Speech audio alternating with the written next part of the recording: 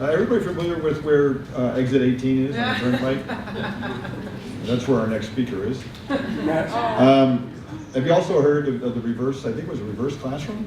John, is that where you give the answer and then they have to tell you how you got there? So we're going to experiment here, and we're going to actually reverse here, and we're actually going to have Alison give her acceptance speech first. And then hopefully Fred Daly will be here.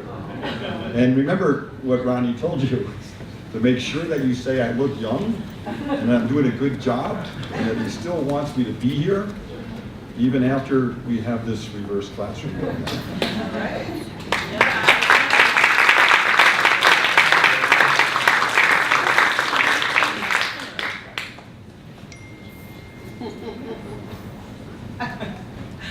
Okay, hi everyone.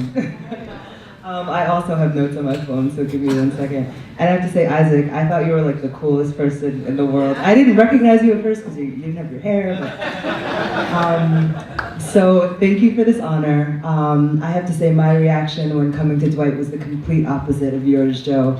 I was coming in the 6th grade, and I remember my parents telling me that I was going to go to private school next year, and I fought tooth and nail. It was the absolute last place I wanted to be. I felt like private school wasn't cool. But the minute that I got to school, that all changed. I remember in particular that in my sixth grade math teacher was somebody by the name of Mr. Anderson, and he was one of the only people of color on campus at the time. And I wasn't good at math then, I'm not good at math now, but Mr. Anderson noticed something in me. He took an interest in the fact that I was a singer. He took an interest in the fact that I could run, and he pushed me in ways that nobody had previously. And I think that's one of the things that stands out the most about Dwight, the interest that teachers took in me. I'm looking in the crowd, I see my friends who were my teachers. So I started really getting into running in 6th grade. I remember always being one of the fastest people on the team, but more than being fast, what I really appreciated about both track and soccer was the community aspect of it. And when I think about what I do now in my life, which is really create inclusive communities, that was instilled with me from my days at Dwight. But it hasn't all been good since graduating. In 2012 in particular, I went through a period of depression. My father, who passed away 2 years ago, he was suffering from a Lewy body dementia diagnosis. I was unemployed. My partner at the time was cheating on me, just terrible things. And who did I reach out to? None other than Mr. Emery.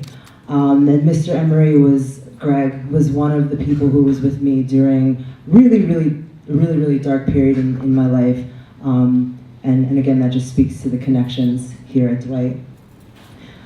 So running has really given me everything from my fiance, who's here in the audience, to my professional career, and it's really become a vehicle for social change. So over the past couple of years, I established this community called Harlem Run, and last year, most notably, we organized a run from Harlem to Washington, D.C. for the Women's March, ran over 250 miles and raised over $160,000 for Planned Parenthood.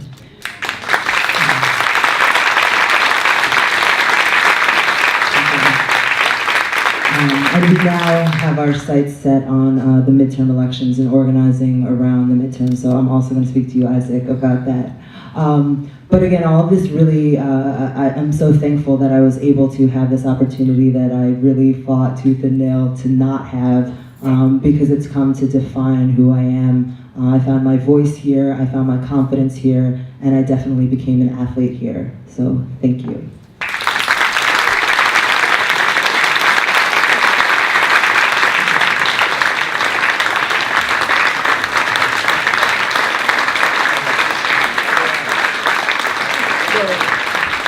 What we're going to do, so have a seat for a second. I'm going to play a role here, and then Fred Daly has actually forwarded his speech to Liz, and either Liz or Chris can read it, but I'll read the clock. Here we go. From 1999 to 2003, 11 varsity letters in soccer, 4, winter track 3, spring track 4. In 2001, the Cookman Award. In 2001 and 2002, first team All-League Soccer. In 2002, the Bowling Award. In 2002 and 2003, the winter track captain. In 2002-2003, spring track 400-meter hurdles state non-public group champion. In 2003, the Ann M. Hardy Award. In 2003, soccer captain. 2003, spring track captain. 2003, spring track 400-meter and state non-public B group champion again. DE record holder in the girls 400-meter hurdles. The DE record holder for the third best time in the girls 400-meter. She was named in 2017 by Women's Running as one of the 20 women who are changing the sport of running in the world. She was the founder of the Harlem Run and the Run for All Women. Route 100, the most influential African Americans in 2017. And she was featured, this is the one I like, see, this is neat, and I noticed, there it is. She was featured in Under Armour's 2018 global campaign, Unlike Any, which celebrates and honors the unprecedented achievements of female athletes that rise above gender comparisons and stands on their own as marvels of athletic prowess.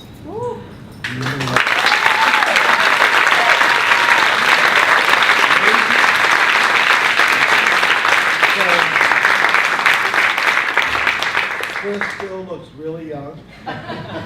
Liz tells me we're searching her phone, didn't get happen. This is what could happen. How many of you know Fred Daly? Anybody? You'll see Fred Daly when he pops in the tent. Give him a hug, because he is going to be really, really sad and frustrated. I know he just wanted so much to talk about you. We're proud of you. Greg, thanks for showing up and being part of this. Chris? Isaac, was it you that said that it will get done?